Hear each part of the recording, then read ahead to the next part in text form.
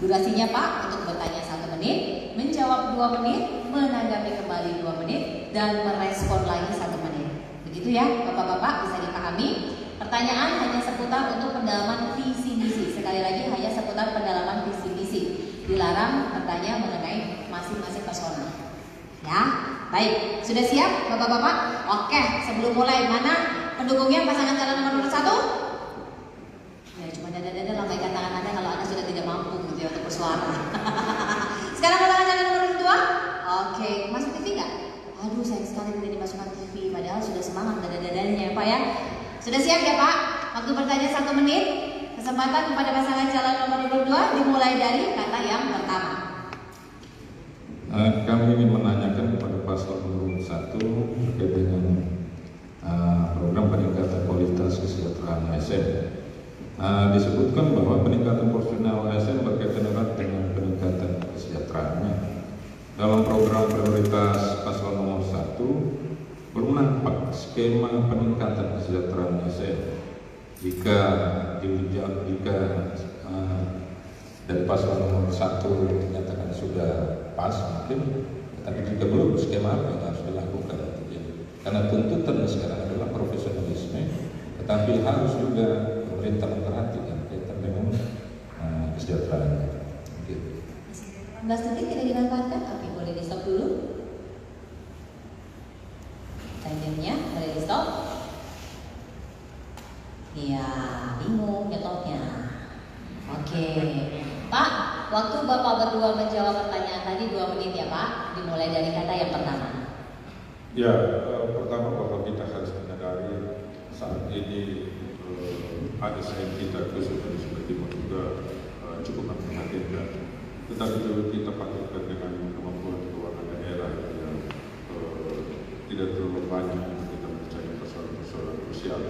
Tetapi ketika ditanyakan kepada saya sebagai calon bupati Sumba Timur, saya pastikan bahwa pertama bahwa sudah ada regulasi, sudah ada peraturan negeri yang mengatur tentang insentif, dan paket sehati berkomitmen untuk meningkatkan insentif khususnya ASN, dan juga pada saat yang sama kita juga harus memperhitungkan para ASN yang melakukan pekerjaan-pekerjaan yang berisiko, walaupun dia pada level dasar, katakanlah tukang sampah, supir, itu ada orang-orang yang memang harus mendapatkan perhatian, dan juga pada pekerjaan-pekerjaan yang sifatnya membutuhkan pemikiran yang cukup keras dan berisiko juga untuk bersentuhan dengan hukum, sehingga kita juga harus pastikan bahwa mereka akan mendapatkan insentif.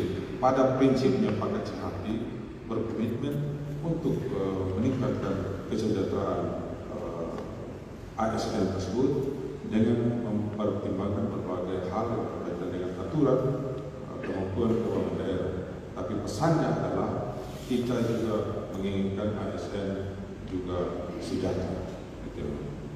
Yang berikut, kalau kita juga melihat bahwa Sumba Timur itu begitu luas, sehingga dengannya para ASN yang bekerja pada daerah-daerah yang jauh dari perkotaan, katakanlah para medis, perawat bidan, dokter, kita harus pastikan mereka juga harus mendapatkan insentif yang cukup, sehingga dengannya ketika mereka melakukan pelayanan itu tidak terbebani dengan kebutuhan keluarga yang lain, berkonsentrasi pada pekerjaan. Terima kasih.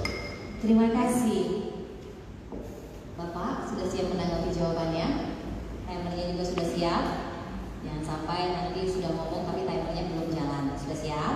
Oke, kita berikan saja, tidak apa-apa. Dimulai dari sekarang Pak. Baik, dari apa yang disampaikan tadi, jadi kita patutkan yang akan kami tanyakan, kira-kira cara apa atau skema apa yang dipakai dalam kita bisa menjamin bahwa ada ke depan akan ada peningkatan dari sisi kesejahteraan pada ASN. Yang paling penting adalah kita paling tidak mengetahui di pos-pos mana pembiayaan yang bisa kita lakukan efisiensi, sehingga jaminan kita kepada para ASN bahwa akan ada peningkatan kesejahteraan bisa kita lakukan. Karena jika kita mengatakan akan ada peningkatan saja, tetapi kita diperhadapkan dengan kondisi COVID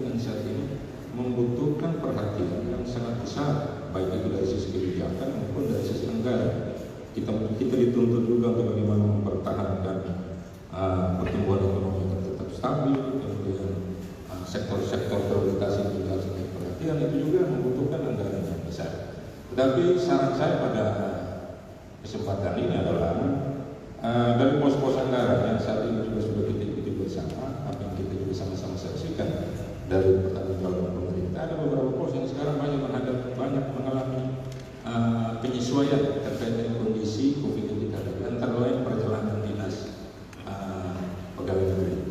Data yang kita sudah lihat bahwa saat ini dari anggaran 50 miliar itu posisi bulan ke-6 kita baru pakai sekitar 7 miliar. Artinya sampai dengan tahun 14. Ke depan tentu sisa itu kita bisa pakai untuk bagaimana bisa kita anggarkan. Karena model pertemuan dengan penyelenggara pemerintah di tingkat provinsi ataupun pusat, ke depan pasti akan cenderung kepada pertemuan yang tatap muka tidak langsung, menggunakan aplikasi Zoom dan sebagainya. Hal itu bisa kita pakai anggaran yang sangat besar yang hampir 60 miliar itu.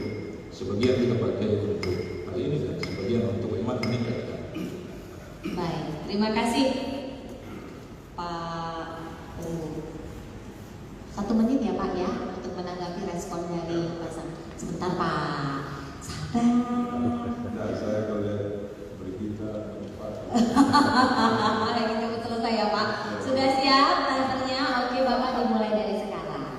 Ya, logika pikir yang dibangun oleh saya pikir masyarakat kita sesungguhnya Sumba Timur ini adalah bagian integrasi dari Indonesia, dan persoalan Sumba Timur juga menjadi persoalan dari pemerintah provinsi dan pemerintah pusat.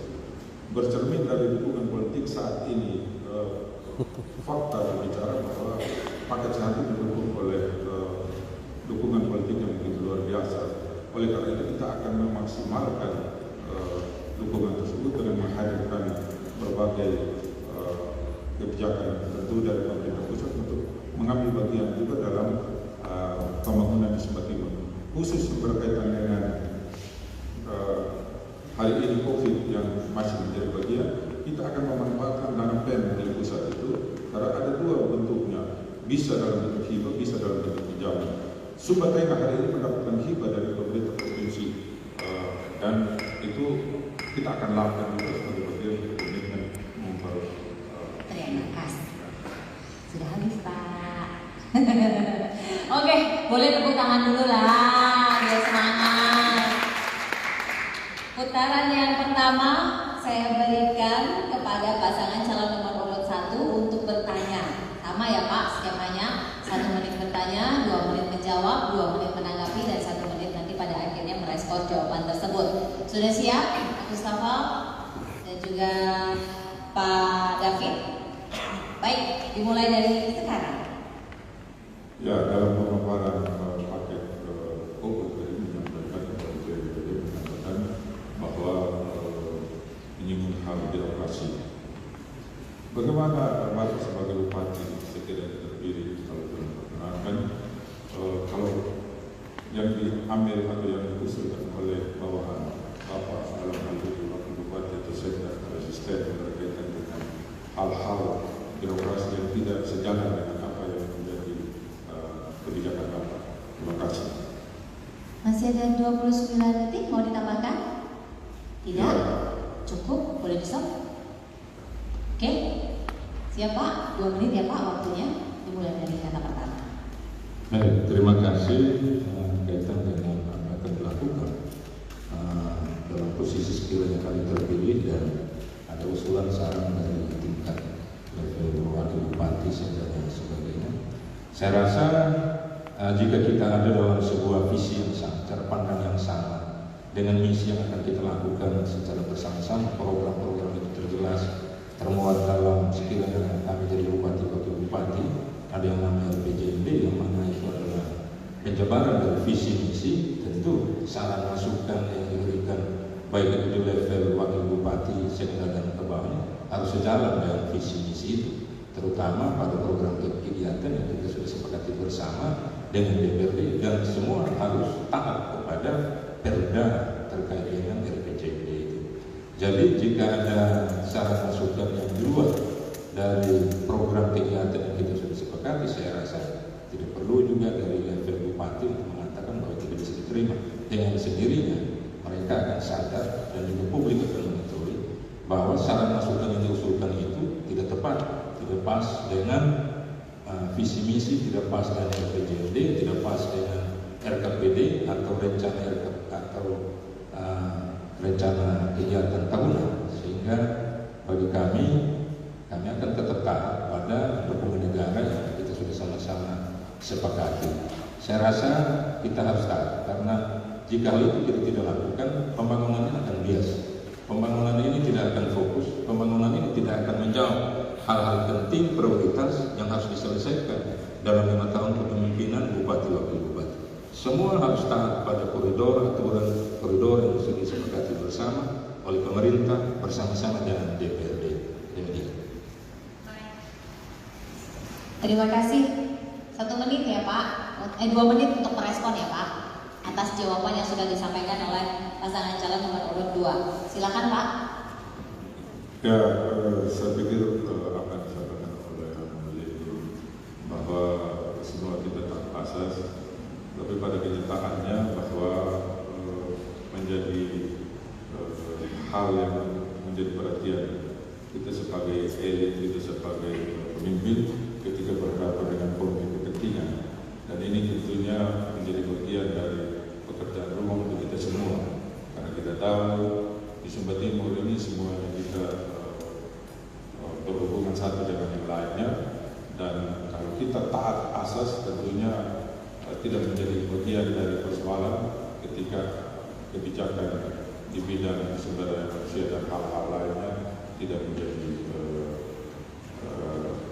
beban bagi kita secara pribadi dalam kaitannya dengan konflik kepentingan secara pribadi maupun keluarga. Saya pikir ini yang harus menjadi bagian dari kecepatan kita semua, karena terus terang saja bahwa bagi kami pakai hati apapun yang menjadi keputusan itu adalah menjadi keputusan kolektif, dan komitmen saya bersama dengan Pak Kapten adalah kepimpinan yang kolektif satu.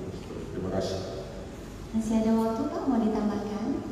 Masih ada 37. Baik, ya ini kan mengenai kebijakan anggaran untuk program kegiatan. Ya tidak bisa dinafikan bahwa ada kepentingan-kepentingan baik itu dari dunia atau di dalam itu sendiri, seperti yang tadi Bapak Uli katakan bahwa semua sudah ada di RPJMD. RPJMD itu bicara tentang global, bukan bicara tentang terkait program dan kegiatan. Ya, ketika yang tadi ditanyakan tentang bagaimana ketika program dan kegiatan itu diintervensi oleh kepentingan lain, itu yang dimaksudkan tadi, sehingga apa? Baik, waktunya habis. Silakan Pak direspon. Sudah siap timernya? Baik, kaitan dengan apa tanggapan tadi, kaitan dengan pernyataan bahwa RPJMD itu hanya sifat global, saya meluruskan bahwa RPJMD sudah memuat program kegiatan setiap 5 tahun dan nanti dijabarkan dalam RKPD, sehingga itu menjadi pegangan bagi Dewan dan juga pemerintah untuk pada kesepakatan itu. Yang berikut adalah terkait dengan konflik kepentingan. Saya rasa ini adalah sebuah persoalan yang sudah terjadi dan sering terjadi, dan tugas kita saat ini adalah bagaimana ada konflik kepentingan itu tidak menguasai kita dalam kita memutuskan kebijakan apa yang akan kita ambil untuk pembangunan Sumba Timur yang sama-sama kita cintai. Dan ke depan tentu sebagai pimpinan daerah kita akan menyelaraskan jika dalam keputusan politik hal itu adalah hal yang harus kita pertimbangkan, tetapi dasar pertimbangan kita adalah harus pada yang lebih tinggi adalah kepentingan rakyat di atas segala kepentingan kelompok maupun pribadi. Demikian. Terima kasih. Boleh tepuk tangan Bapak Ibu semuanya. Masih deg-degan Pak? Enggak kan ya? Udah mau selesai Pak. Sekarang kita sudah akan memasuki di putaran kedua, sama seperti tadi ya. Kesempatan pertama paslon 2 akan bertanya kepada paslon 1, dijawab, ditanggapi lagi, kemudian tutup seperti itu jawabannya atas respon yang sudah disampaikan. Sudah siap Pak untuk pertanyaan yang berikutnya? Pasangan calon nomor 2, 1 menit waktu untuk bertanya, dimulai dari kata yang pertama. Saya bertanya terkait dengan dampak COVID pada makroekonomi kita, baik nasional maupun daerah. COVID-19 ini telah menyebabkan Indonesia terjerumus pada resesi, termasuk juga kita di Sumba Timur, angka pertumbuhan kita sudah tidak bisa lagi mencapai titik di mana normalnya pertumbuhan ekonomi Sumba Timur kita dapatkan. Kira-kira skenario apa yang bisa dilakukan agar pertumbuhan ekonomi Sumba Timur ini tahun 2021 ke depan lebih baik atau paling tidak lebih tinggi? Karena bagaimanapun jika kita katakan membangun Sumba Timur itu ada hal yang berubah, apalagi tagline adalah perubahan, harus perubahan yang lebih baik, pertumbuhan ekonomi harus lebih tinggi dari yang sekarang. Jika itu kita katakan perubahan. Nah, hal ini saya rasa butuh penjelasan dari Pak nomor 1. Saya persilakan. Baik, kalau di stop dulu. Sudah siap Pak untuk menjawab 2 menit ya Pak? Dimulai dari kata yang pertama. Ya, menjadi tak terhindar bagi kita untuk hadirkan investasi. Itu kata kunci, tidak ada kompromi. Kenapa hadirkan investasi? Karena dengan adanya investasi, modal banyak uang masuk, bisa merekrut tenaga kerja, bisa ada nilai tambah bagi masyarakat sekitarnya, dan berbagai hal lain yang terkait dengan bisa ada pendapatan bagi daerah. Yang pada akhirnya nanti duit tersebut juga akan dimanfaatkan untuk kesejahteraan masyarakat. Pertanyaannya adalah bahwa investasi modal apa yang cocok. Saya pikir terlalu banyak di Sumba sini.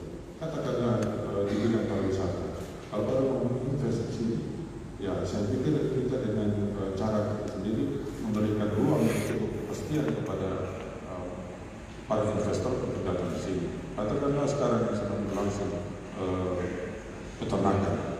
Ya, saya pikir ini juga padang ini luas.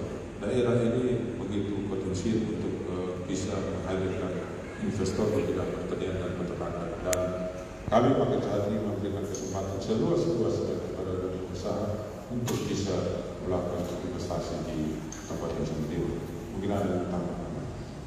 Tambah sedikit tentang dampak COVID dengan pertumbuhan ekonomi. Kita bicara tentang pertumbuhan ekonomi, kita tidak bisa bicara tentang bagaimana Sumba Timur bisa menangani sendiri tentang kondisi yang ada. Jadi dalam program kegiatan pemerintah daerah ini harus dibangun pola sinergis antara provinsi dan pusat terhadap segala penanganan yang menjadi kesulitan di Kabupaten Sumba Timur, baik itu di bidang pendidikan, kesehatan, pendapatan kapita masyarakat. Kita harus betul-betul bisa mensinergiskan antara pusat, provinsi, dan daerah ini. Jadi ke depan kita harus membangun program yang sinergis ini. Baik, silakan Pak untuk merespon apa yang sudah dijawab tadi. Baik, dari apa yang disampaikan tadi, itu berarti ada investasi. Kita harus sadar bahwa kondisi COVID ini tidak hanya menyebabkan pemerintah daerah kita mengalami kendala dari sisi anggaran, karena kita harus memfokuskan pada program penanganan COVID ini. Tetapi kita harus sadar bahwa kondisi terjadi pada mereka-mereka yang kita harapkan akan berinvestasi. Ada kendala permodalan, ada kendala hal lain yang juga saat ini kita lihat bahwa sektor investasi ini memang tahap investasi mengalami kendala hampir di semua daerah di Indonesia. Yang kita bisa lakukan jika investasi yang kita harapkan ini butuh waktu, ini butuh pihak yang harus kita yakinkan, ini butuh anggaran yang dia harus siapkan, dan waktu ini tidak cukup untuk 5 tahun. Yang harus kita lakukan bagi kami pada KLPI adalah bagaimana program pemerintah ini menjawab betul dengan segera hal-hal yang prioritas itu. Yang mau kita katakan di sini program yang tadi saya sebutkan, program terkait dengan sektor pertanian dan pariwisata ini harus menjadi unggulan kita. Bagaimana sektor ini tetap bertahan, bagaimana sektor ini paling tidak dia meningkat, karena dari penyumbang PDRB terbesar di Sumba Timur ini sektor pertanian yang paling besar, hampir 35%. Dan yang berikut adalah terkait dengan pariwisata. Pariwisata tidak bisa kita fokuskan pada mereka para pemilik modal saja.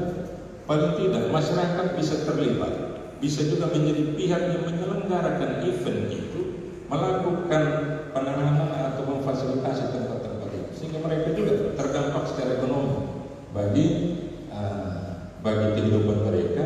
Dengan kita pemerintah memfokuskan program kita pada 2 sektor ini yang kita rasakan dan kita lihat saat ini cukup bertahan, walaupun pariwisata sedikit terpukul, tetapi yang dilakukan secara menyeluruh oleh masyarakat itu bisa bertahan.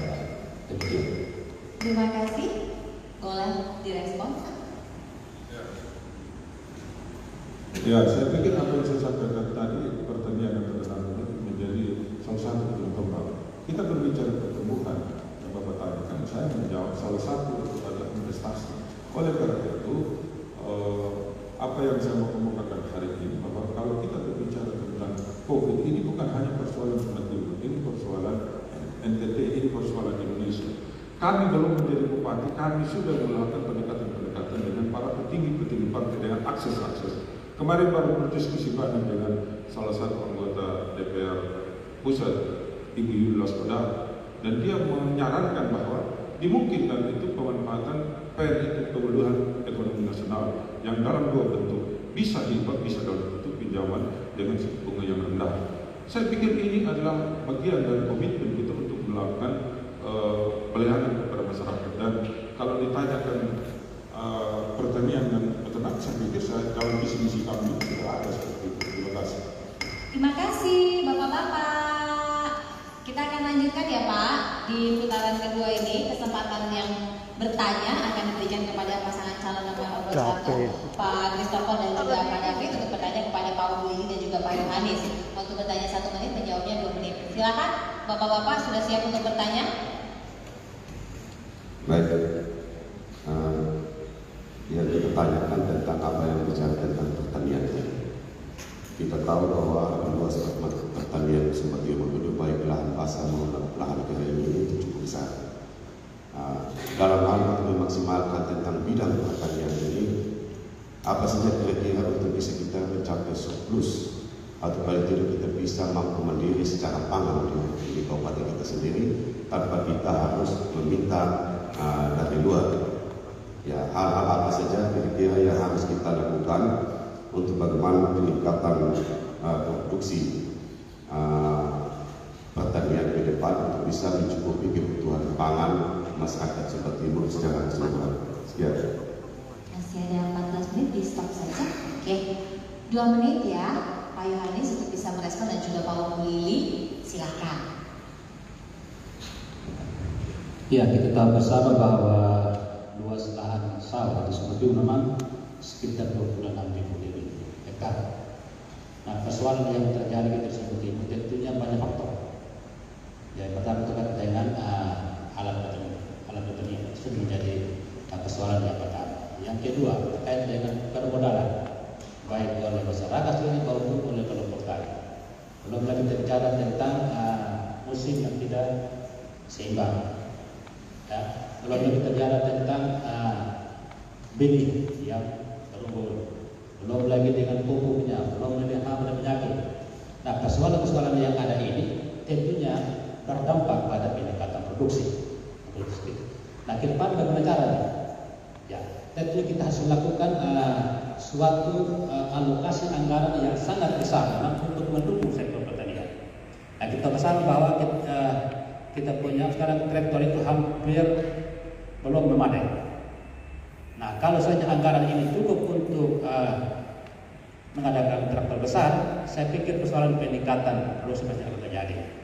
Nah, sama juga dengan anggaran untuk kita meningkatkan pupuk. Nah, kita sekarang bahwa harga pupuk subsidi, ya itu sangat dimungkinkan karena memang melalui proses RDKA. Tapi kalau yang katakan pupuk non subsidi, saya pikir sangat besar anggarannya. Tentu saja, kalau urea 1 kilo sekitar 7.000 rupiah per kilo. Kalau SPT 6 sekitar 10.000 per kilo. Nah, ini kalau kita mau produksi meningkat, tentu alokasi itu anggaran harus lebih besar. Selama ini kita tahu bersama bahwa alokasi untuk dinas pertanian paling tinggi sekitar 20 miliar. Tapi untuk bidang produksi paling sekitar 10 miliar. Nah, kalau meningkat terus itu akan tercapai.